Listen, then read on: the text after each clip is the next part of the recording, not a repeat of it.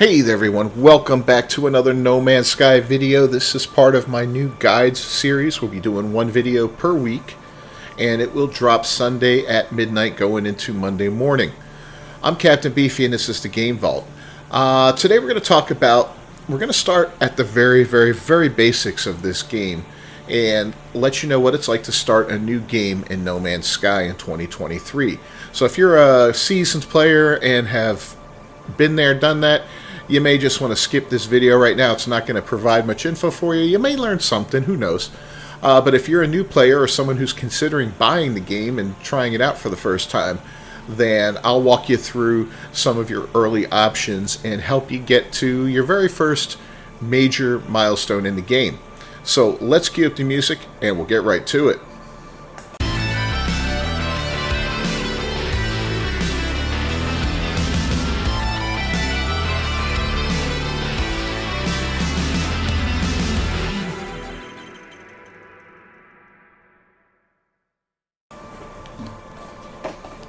First off, when you initially boot up the game, you have two options here. You have a basic playing the game by yourself. Other players can join your session, or if you want to meet up with friends, you can go to multiplayer. And if anybody you play with or on your friends list that you play with is online, you'll have the opportunity to join them. For us, we're going to go to play game, and we're going to go all the way down to new game, since if you're a brand new player, that's going to be the only option you have. Now you see here on the screen you've got 6 different options available to you. You got a normal option, a relaxed option, creative, a community expedition, custom, and survival. For your first time in the game, if there is a community expedition running, I recommend joining in on it. You'll get rewards unique to that expedition that you won't be able to get elsewhere until they do a redux of the expedition later on. If they do a redux, there's no guarantee, although based on things that have happened in the past, yeah, they probably will. Otherwise, I would say go right to the normal mode. Normal mode gives you the full experience of the game. I believe it's the way the game was intended to be played. Relaxed makes it a little easier for you if you just want something to totally chill out with, and you know, things cost less in resources and money and all that, so it makes it a little easier to play the game. Maybe if you're a younger player, you're not very experienced with this kind of stuff, or you just don't have a lot of time for the grind, this might be the way to go. Creative's good for... I'll play it to practice with stuff. Like if I wanted to try out building something that I wasn't sure how it would work, I'd go into creative mode so it wouldn't cost me anything, and then I could fool around, play around with things and get the build done right, and then, you know, implement it into a normal game or a different type of game. Custom is great, we'll talk about that last, but survival's tough, man. Survival, yeah, things cost more. Your inventory is significantly smaller, and that is crippling in the game, especially in the early game, I think. And, you know, everything just hurts more when you play this game. It's not a hard game overall, but survival mode, especially if you make it permadeath mode, can make it quite challenging. And then you got custom. Custom basically lets you play however you want. And that's what we're going to focus on looking at today, is the custom experience and what it means to you. So you'll go in, you can actually choose from the various options we talked about before. You saw all 4 of them there. And then there's a permadeath option, which wasn't on the main screen.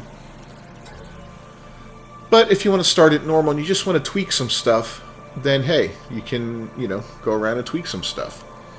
So survival elements, the exosuit requires upkeep in several areas: health and shields, protection against hazards, and life support. Health and shields will gradually recuperate on their own. Hazard protection and life support both require regular recharging with resources, and you can actually remove that from the game if you want. Or you can make it so you have to worry about health only, or hazards and health, or the full Monty. So that's on the basic normal level. Survival difficulty on relaxed. So the exosuit's hazard protection protects explorers from environmental factors such as extreme cold and toxicity. Its life support unit provides breathable air and vital movement systems. The setting scales how quickly these systems are drained in challenging environments. So in relaxed mode, they drain a lot slower. Standard, it's just regular. And challenging, they'll drain a lot quicker. And I've played everything on the hardest modes in this game and the easiest modes. And yeah, that's a huge difference going on challenging there. Natural resources, mining and gathering materials such as minerals, vegetation, and animal products is essential for survival while exploring. This setting scales the abundance of natural resources and how quickly they're gathered. So this isn't going to affect what you find on a planet. Like, if you're playing on abundant or scarce, it doesn't mean if you go to a planet it's going to have less or more of these things. What it means is when you mine it, or however you get it, you're going to get a certain amount from it. So on abundant, you're going to get more from just using your mining tool. On standard, you'll get the intended amount, and on scarce, you'll get quite a bit less.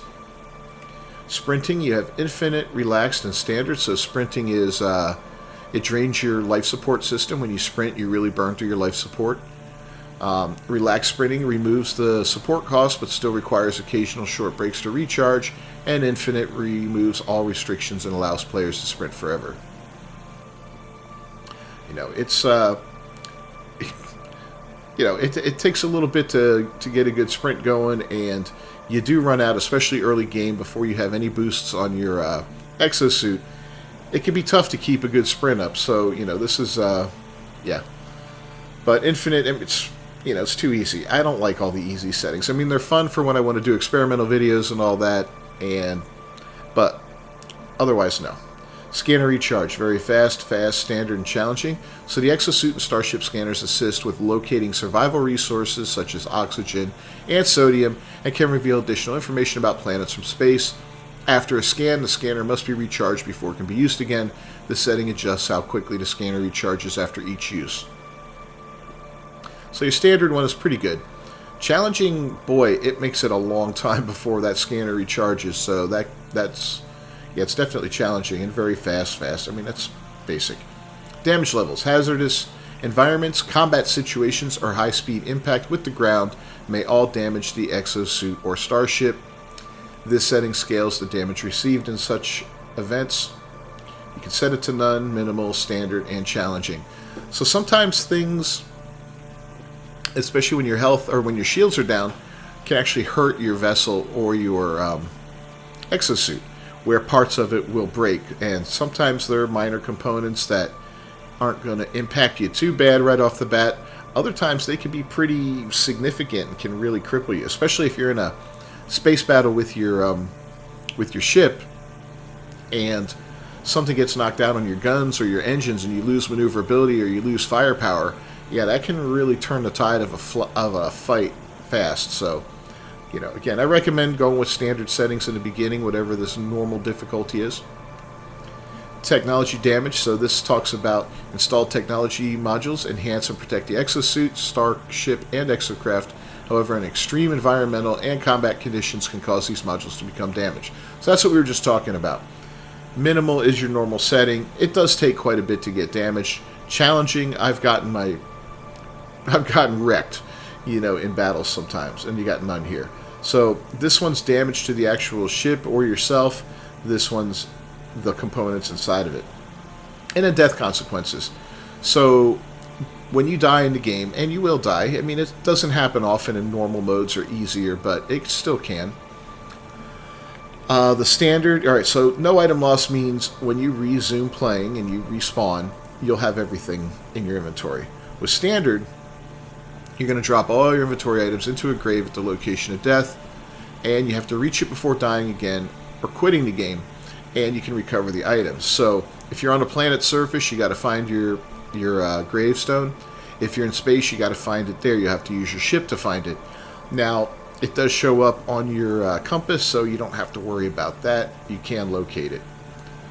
This one here, items destroyed, you'll permanently lose all carried inventory items. That's horrible. Let me tell you, especially if you're out, if you keep a lot on you like I do, wow, yeah, no thanks. And then you got save deleted. This is basically a permadeath. And that means the end. You're done. You're not going to be able to reload. You're not going to be able to start over. You're done. Pack up your bags and start a new game. So the next things you can mess around with here to customize your game are the crafting and item settings, fuel usage, mining laser, launch thrusters, and all that. Um, you know, they it costs to run these things, so this determines just how much it costs you and how often you're going to have to recharge items. You can have standard crafting or free crafting. Free crafting is basically creative mode. Recipes and blueprints. So they're standard, they're learnable, but you can make them all unlockable in the beginning. Now, it takes a lot to unlock recipes and blueprints, so I don't recommend having them all unlocked in the beginning. It's too easy, you know. But again, that's up to you. You play the game how you want. Learnable means you're going to have to find these recipes, and most of them are found on the anomaly, and they cost nanites for the most part, you know. Some of them for building cost salvage data modules. There's different things and different ways to get them in the game as well. Sometimes doing missions will get you certain ones, certain locations on a planet's surface. If you solve a riddle, you know, there's a lot of ways to get them. Having them all available in the beginning, yeah, it kind of sucks. Takes the fun out of the game. Purchases. Items can be purchased on the Galactic Trade Network with units, and technologies are usually purchased with nanites. This setting scales the price of unit nanite purchases across the galaxy. The free setting also bypasses many costs required for mission progress and other similar dialogue interactions. So, again, that's self-explanatory right there. Goods availability. So, trade terminals in different star systems will stock a wide range and quantity of items. This setting scales the amount on offer as well as restricting the purchase of some critical survival elements. So, a lot of times in the game you can make a lot of money and just buy things at your various trade terminals that you find on space stations, planet surfaces, on your own freighter if you have one. This determines how many different items are available and what items are available, as well as how many you can purchase in one shot.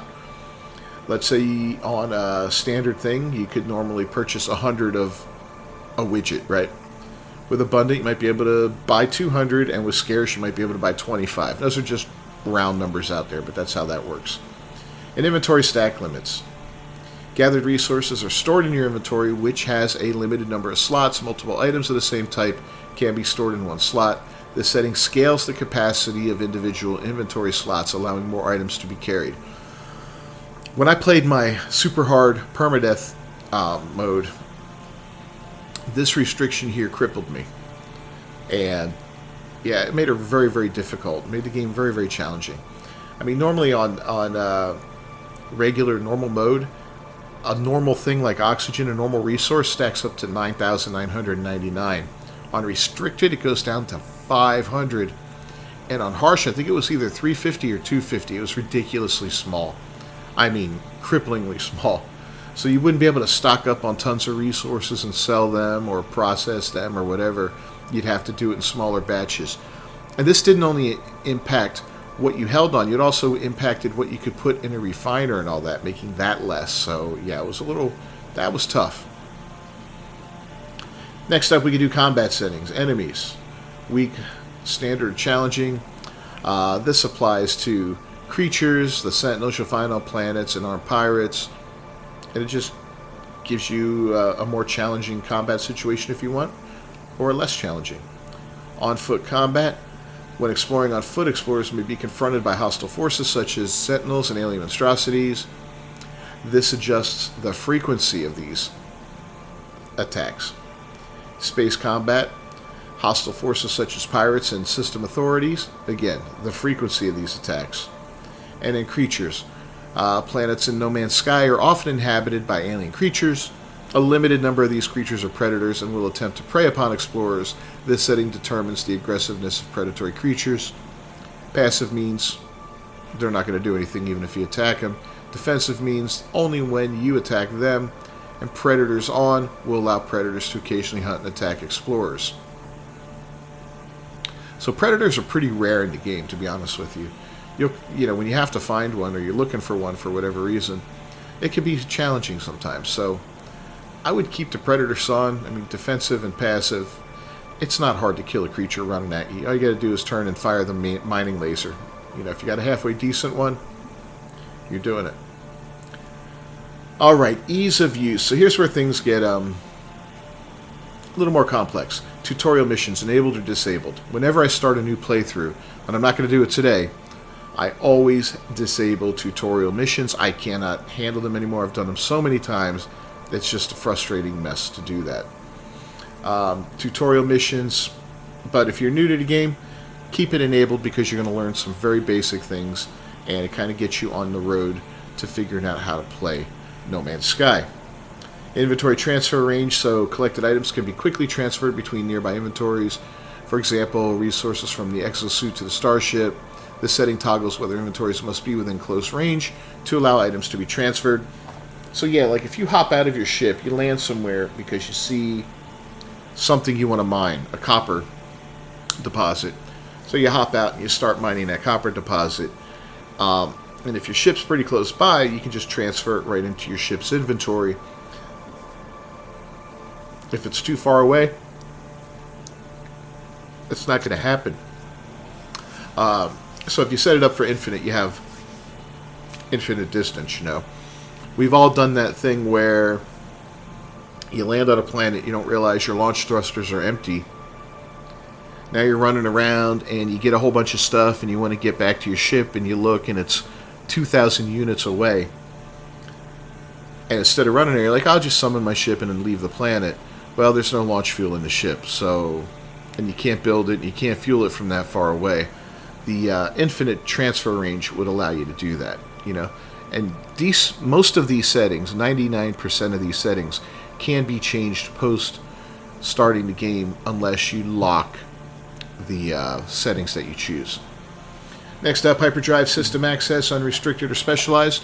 So, hyperdrives allow explorers to warp between star systems. Yellow star systems are the first ones you can go to, and they are free to reach. I'm not free in fuel, but you don't need a special type of warp drive. Then you've got cadmium, indium, and I always forget the other one. But you got 3 other systems, red, green, and blue. Those require special drives to get to. But if you have it unrestricted, you won't need those special drives. Base power, you can have it set for free or standard. Standard means you need to find a power source, whether you find a power hotspot that you build these big power generators on, or you use solar energy, or you use organic fuel. But you're going to need power one way or the other for the base unless you have it turned off. Now, I believe if you set it for free and you don't provide any power for your base and people visit your base when you're not there, everything's going to be shut off because you have it set for free.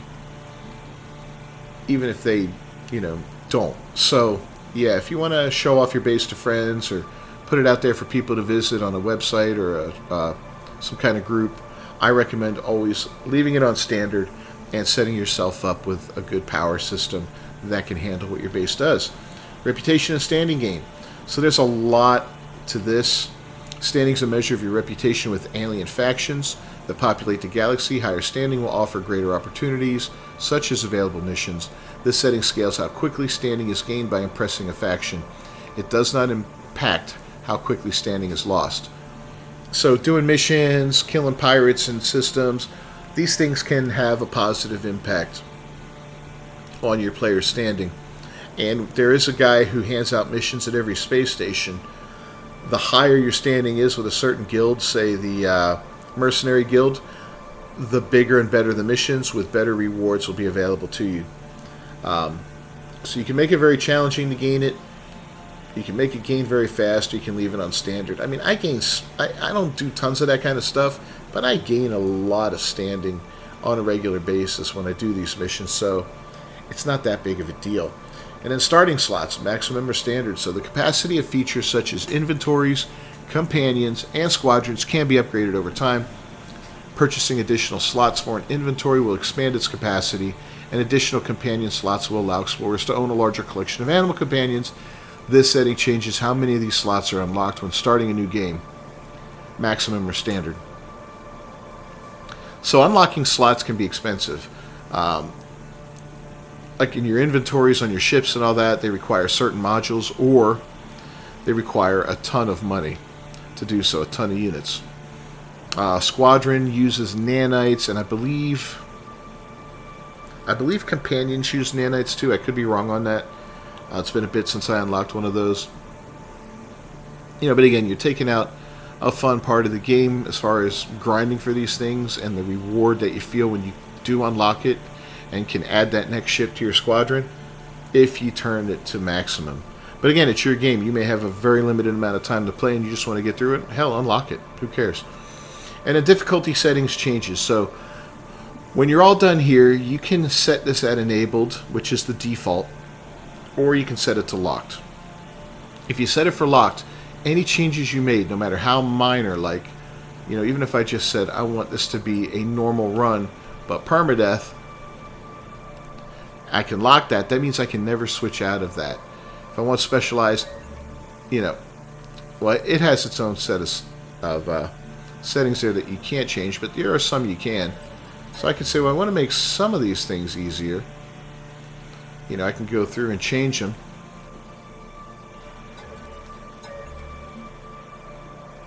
But yeah, once they're locked in, they're locked in. So we'll go ahead and enable.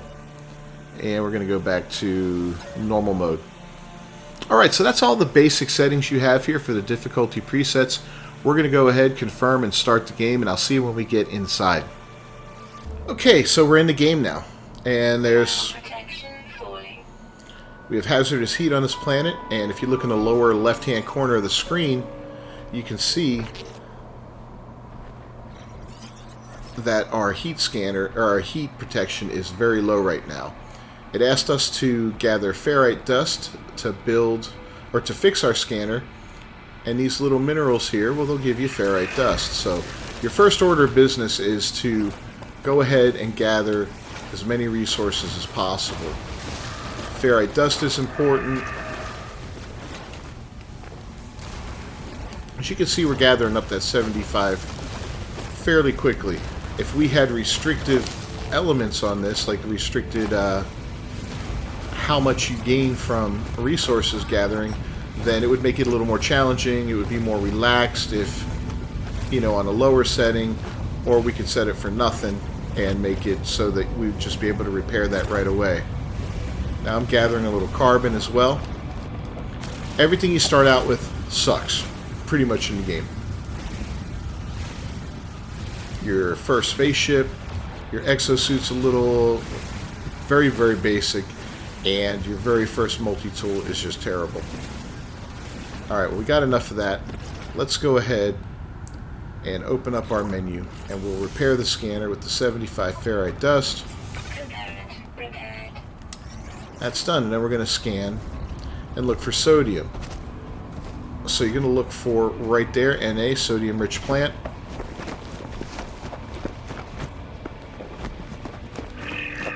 We're going to gather that up. These are very important, especially early game. A little bit later on, you'll find other ways to get sodium. But we're going to grab a couple of them right now so that we can recharge our heat shields. And as you can see, the sprinting, we run out of sprint fairly quickly. Bottom right-hand corner of the screen shows you a little running man. When he's red, you can no longer sprint. He needs to refill. Now, we still have no analysis visor. Okay.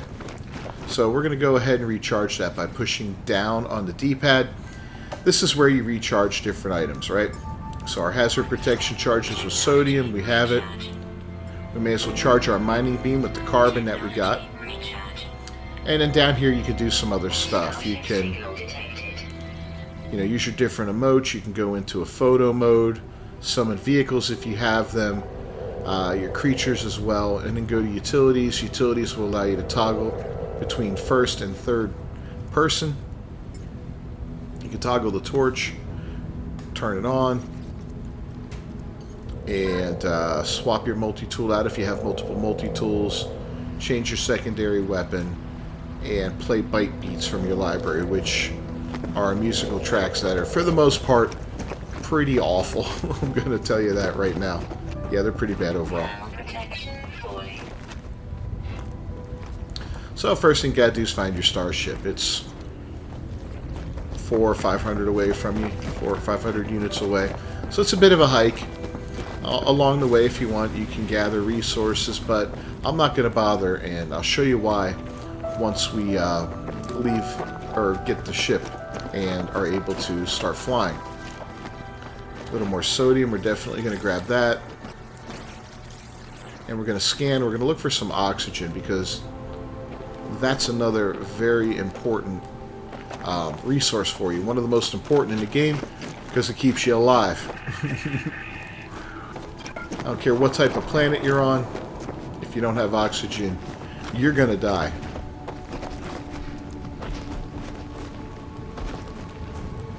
I'm just going to gather a little bit of that up real quick.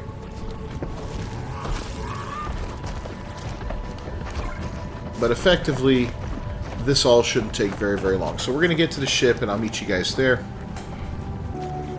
Alright, so we located our ship, and whenever you find your ship for the first time, there's always going to be a couple oxygen plants around it, so you want to gather those up right away. Just so you have them. I think there's usually... yeah, there's 4. There's the other one. And you can see it's going to lead you right here. This iteration, you're going to go through and talk to this thing, or basically learn from it.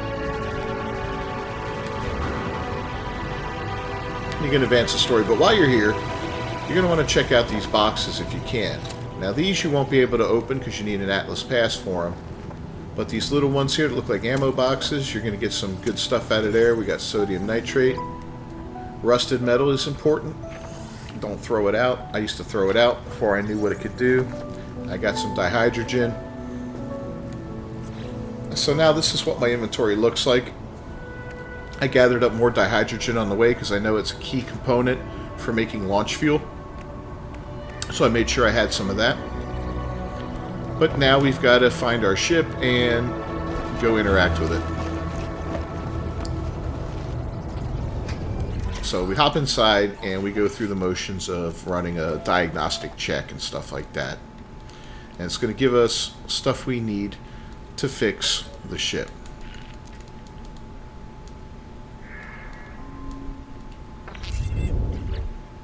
So we see the pulse engine is damaged.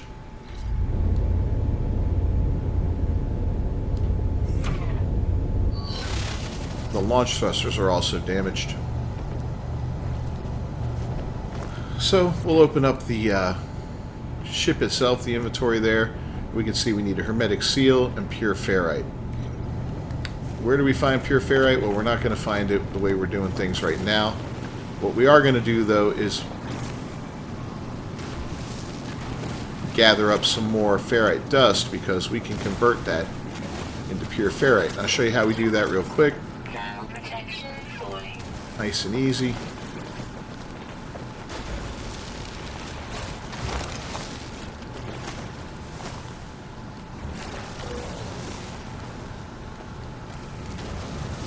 Alright, so we go ahead and we put down a portable refiner that we're going to need to build. So it requires metal plating. We go into our inventory, we create it there. Metal plating costs 50 ferrite dust. That's why I was gathering that ferrite dust earlier. Then we can go ahead and set this thing down. It's also why I was gathering the oxygen. We don't have a lot of ferrite dust. We're going to need more. We'll put the carbon in. And we'll start making the ferrite right there, the pure ferrite. And we're going to try to mine some more ferrite dust real quick.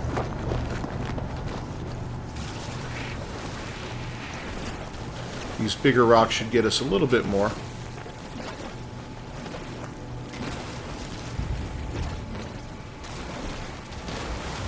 We're also going to get some more carbon. We got hit by a hazardous flora. Always kill those, especially early in the game, because they give you the much needed oxygen.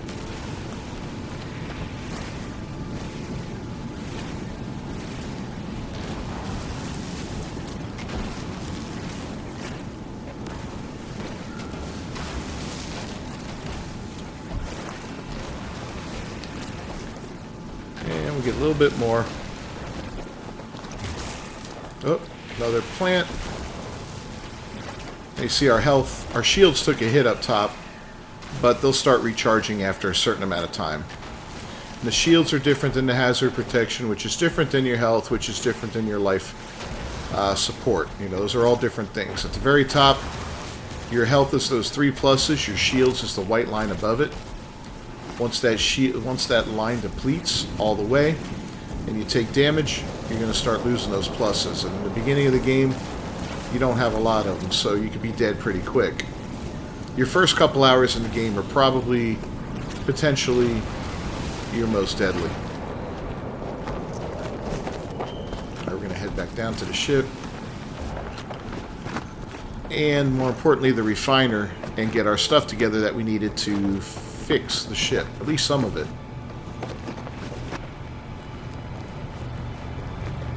Oh, the stamina is awful.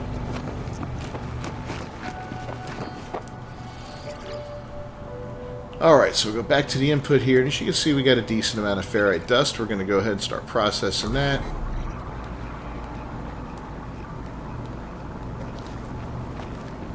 And, wow, there's not a lot of... Yeah, we're going to gather a little more ferrite dust while that's working. I just want to have some in my inventory in case I have to make some metal plating.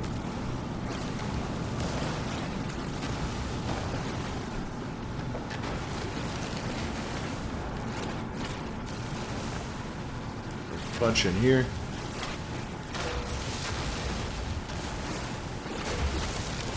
It's kind of hidden, wasn't it? Okay. It's green, it's done.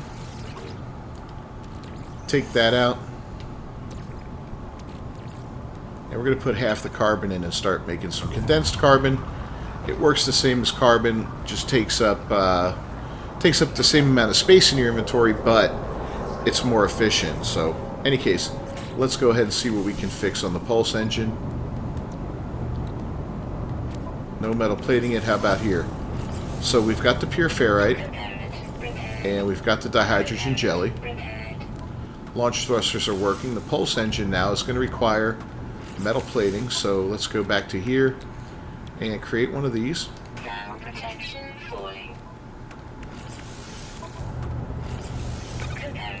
And then we're going to go back to the exosuit and look if we can make a hermetic seal. And right off the bat, you cannot. So, uh-oh. What do we do now? Alright, well, let's pick up our portable refiner. Let's get our carbon out of there, our condensed carbon. And we'll pick up the whole thing. It'll give us back the carbon that we didn't spend. But we got to do another diagnostic check now.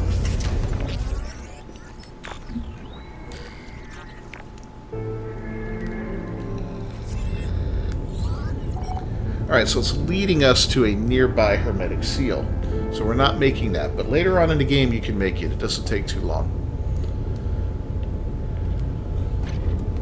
So basically it wants us to go right out here.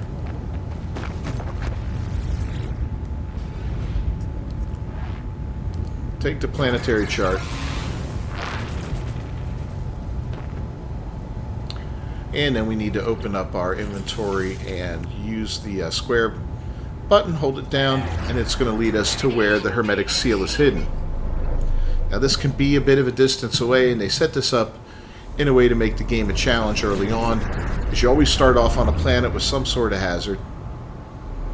You always have to go get that hermetic seal, and it's always a decent distance away. So I'll meet you guys when we get there.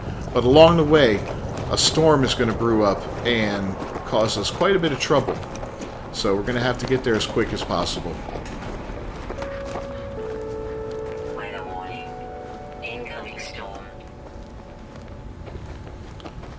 Alright, so I just got an alert that a wall of flame is coming in. That's a storm on a hot planet, and that sucks. We're still 500 U away. So we haven't made a lot of progress yet, but we're getting there. We're just going to have to buckle up and keep going. I'm picking up any sodium I find along the way, any oxygen I find along the way. I'm not going to run too far out of my, my intended path, because the more I leave the path, the more time I have to spend exposed to this wall of flame before I get to my destination. Here's some more of the Ooh, no, the dihydrogen. I'm not even going to bother. I'll grab the sodium, though. So we got 2 of them there. And that way we can kind of recharge ourselves if we need to. Yeah, it looks like we're going to need to, but we're getting pretty close.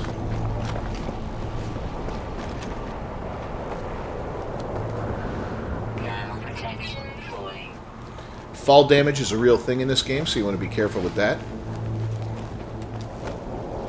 Anytime you're jumping off a cliff, make sure you have a little bit of power in your rockets to kind of soften the blow when you land.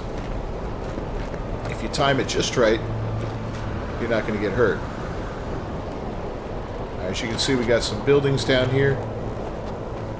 And like I said, the game is set up in such a way that it gives you enough time to get there. You know, look at this. I mean, we're close, man. I'd never used any sodium during this run. And when we get inside,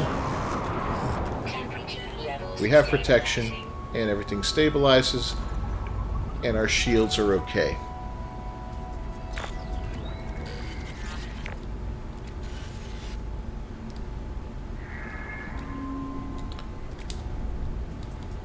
Go through all that, we get our hermetic seal. So now we can repair our ship, but we're not going to leave this area yet. We're going to look around in here real quick. A little bit of free carbon. I think we're going to get a free word here. Yep. So we're in a GEC system, so we learned a GEC word, or I assume we're in a GEC system. I thought there was one other building, no? Maybe not.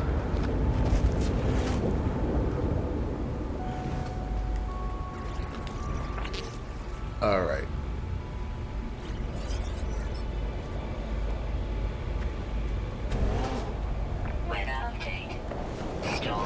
Good, the storm's clearing, so we're going to make our way back to the ship.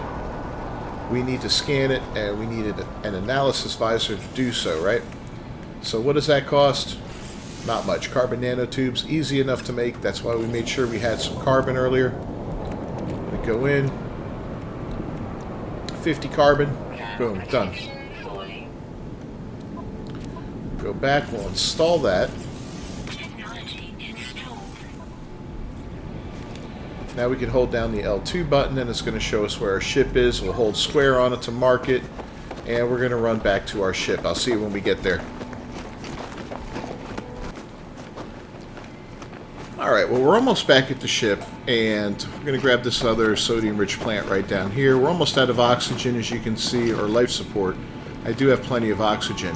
But one thing you should do as you make your way back to the ship is use that new analysis visor that you've installed and scan things, because you will make some money for that. Not a lot at first. 200 units, I mean, that's nothing. 200 units. Here's a creature. Let's look at him.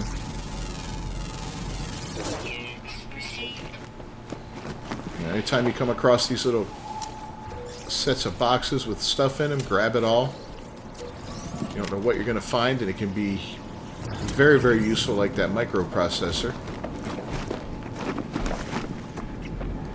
We got more creatures to scan.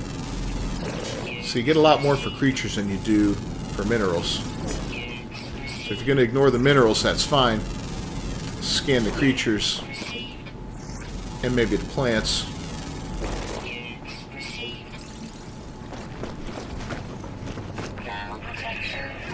Let's see, here's a plant.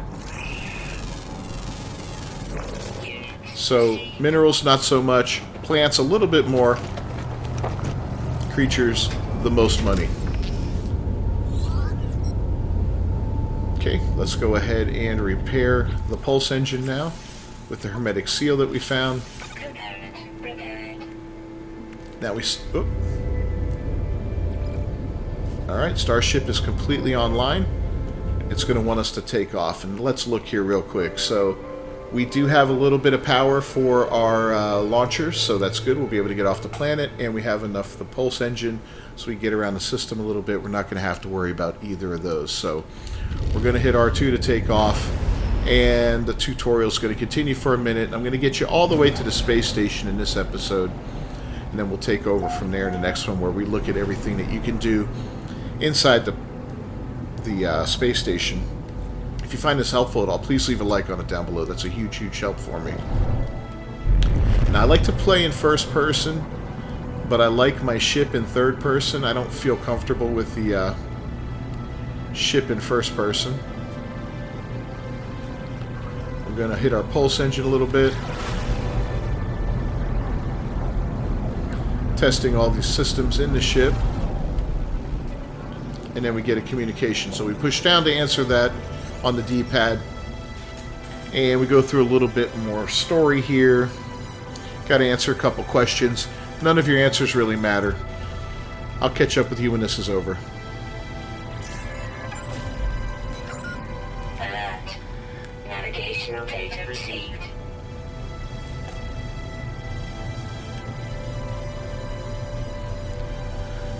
Alright, so we got some data for a signal source that we have to go back to on this violent planet.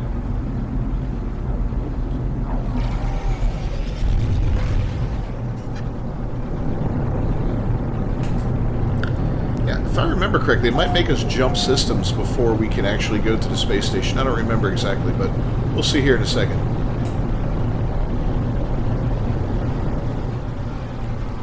Alright, so we've got an approximate location. So whenever you have an approximate location, it's good to do a quick scan by pushing down on that L3 button, seeing if anything interesting's in the area. I saw right over here there's something. This could probably be what we're looking for, so we're just going to land here. And we're going to get out.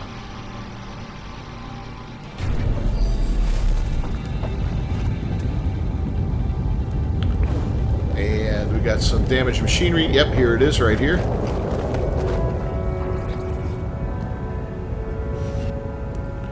We have to decipher the signal.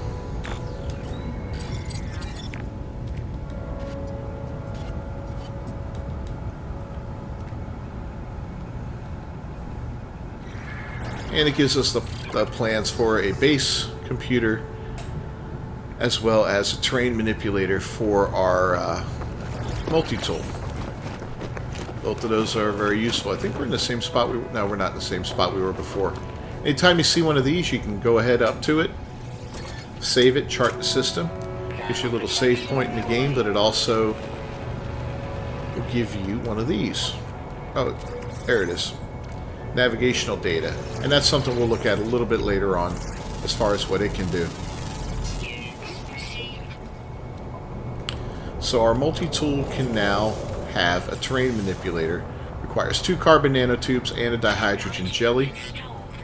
We can build both of those within our own inventory, so let's take a look. Yep, we can make 2. And we can make 1. We can get that thing installed. And to switch between the mining beam and the terrain manipulator, you just hit triangle. Easy as that, right? Now we can scan around. What we can do is actually do exactly what it says and manipulate the terrain by digging down into it. But what it's also good for is mining stuff like pyrite. You see there, these little things indicate deposits of different resources that you can go ahead and mine. Looks like we got just pyrite everywhere around us. Holy cow. There's copper. Oh my god, it's so far away. What else we got? Pyrite. Cobalt. Wow. But another nice thing about these is you can find buried technology modules now. Anytime you see one of these on the screen, get it. Especially early game. These are basically a form of currency that you can use to purchase stuff for your base. Mostly decorative stuff, as well as a few other oddball items. So let's go ahead and go to that copper deposit, and I'll catch up with you when we get there. Alright, we got the volcano going crazy on us here. But we're close to the copper deposit. It's right down here. I found another cache of boxes, so I went ahead and opened that up real quick. There it is. Here's another one over here. And again, we'll take that rusted metal out, see whatever's inside. You just got to wait a few seconds and it opens up. Good, we got life support gel. That's 2 of them we have now. We can use that instead of oxygen to refill our life support, obviously. And we'll keep scanning creatures as we go around. Alright, so terrain manipulator on. You can adjust the size of your beam here. A smaller beam will mine slower but get you a higher yield, and a larger beam will mine faster but get you a lower yield. I'm using the default one, but it's something that you can adjust based on how you prefer to play and how much stuff you're looking for. You know, I don't mind the balance of the default setting. It seems to work. We needed 60 copper. We've got more than enough. You're also going to inadvertently get a lot of silica dust, right? So you pop up silicate powder. That can actually be used to refill your power required for your... let me kill this guy real quick.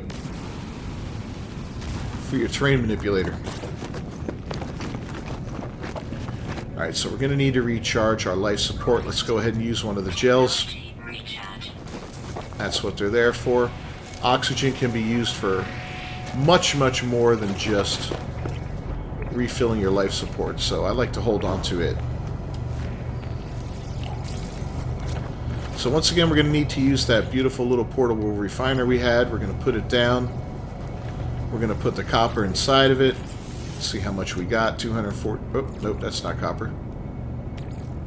That's copper. 480. We don't need that much, so we're just going to do a quick split to speed things along. We're going to put some regular old carbon in there and let it go to town. 40 seconds to process all that. 2 copper gives you 1 chromatic metal. We'll look back at our inventory. See how rapidly our inventory is filling up? You don't start out with much at all. You know, and I like to organize mine. I usually start with oxygen. Then I go to carbon. Then I go to condensed carbon, sodium nitrate.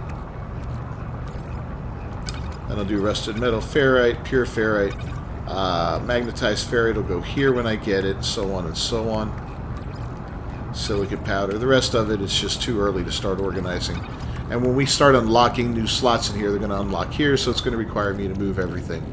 But the more you stay organized, I think, the better your experience will be. So now we can build that base computer. It only costs 30 chromatic metal. Put it down. And we claim the site.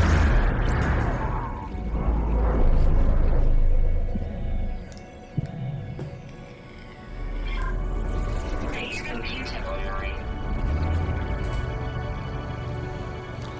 And then it wants us to search it for archives, so we do that. It's going to give us some basic building blueprints. As you can see right there.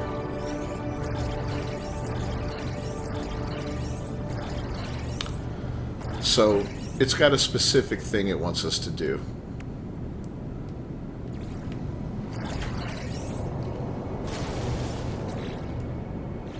So now it wants us to build 3 timber walls, which we're going to need more carbon for, and of course we get that from these trees.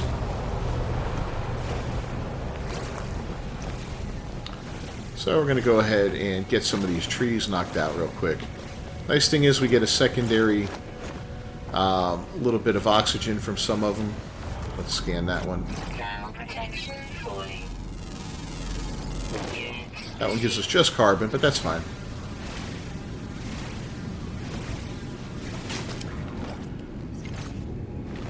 So we're going to fill this with condensed carbon, and because we need carbon to build the actual base itself, so that's why I'm using the condensed carbon in that case.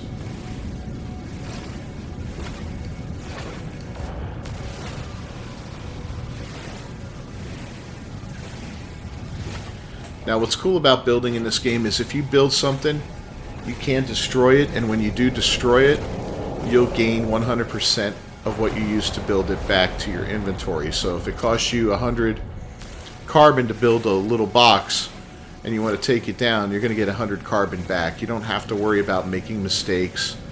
You don't have to worry about, oh, do I really want to build here or there? For something like this mission, I just build it right on the spot where I get the chromatic metal. There's no reason to do it any other way that I can think of.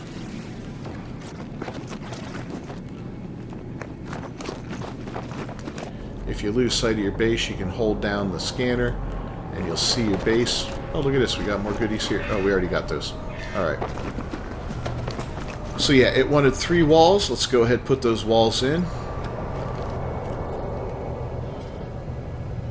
Too close to Starship. Are you kidding me? Weather warning. Incoming storm. Alright, we're going to move this whole thing because that too close to Starship thing becomes a real problem. Alright, let's just put it right here. This will work.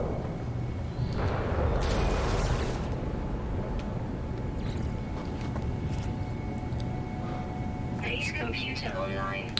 And get in there. There we go. Now it wants a timber angled door. We're going to put that in. Protection falling. And it's going to want a roof.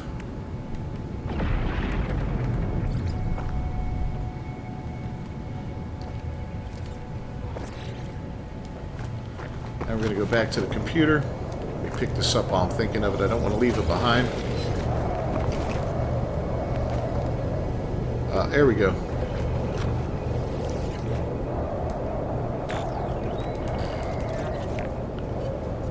Recover salvage data nearby, extract plans, and there's a research unit.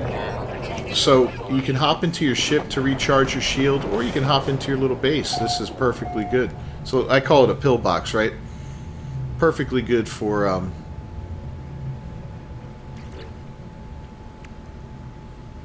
magnetized ferrite. 20. Okay, yeah, perfectly good to save you. So now we're going to look at some magnetized ferrite that we need to get. Let's put a little bit of condensed carbon in there. Technology recharge. We'll put the pure ferrite in. We'll split it in half. Pure ferrite breaks down 2-to-1 into magnetized ferrite. What else did we need? A carbon nanotube. Should have enough for that. Yep. Get that made while this is processing. I think that's enough, right? And we've got our construction research unit. Weather warning. Incoming storm. We've got a little bit of salvage data that we recovered earlier. So we will look at some technology. We've got 2. We can build a teleport module. It's going to put us through a couple different things to make here. So just kind of follow along with it and gather up what you need to do that. Rename your base if it asks you to. This is all tutorial stuff, all the very basics.